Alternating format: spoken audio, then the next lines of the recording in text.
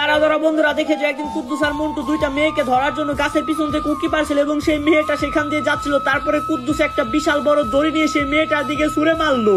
এমন সময় সেই মেয়ে দুটি কাদায় পাড়া দিল এবং মাথা নিচে করলো এবং সেই উপরের দড়িটা উপর দিয়ে যেতে যেতে যেতে যেতে আরেকটা মেয়ের গলার মধ্যে আটকে গেল। তারপরে সেই মেয়েটাকে ইচ্ছা মতো টানা শুরু করে দিল এবং মেয়েটা মাটিতে পড়ে গেল এবং মেয়েটাকে টেনে নিয়ে গেল কুদ্দুস আর তার বন্ধু।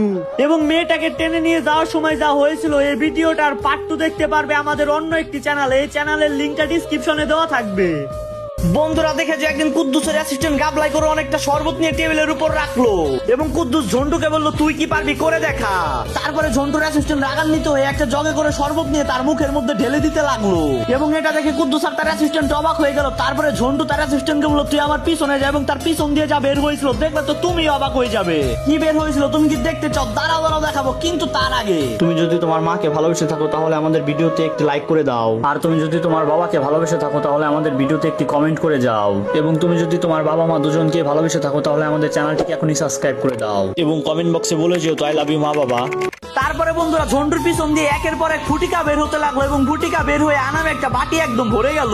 তারপরে তার অ্যাসিস্ট্যান্ট ফুটিকা গুলো নিয়ে টেবিলে রাখলো এবং ঝন্টু সেগুলো নিয়ে খেতে লাগলো।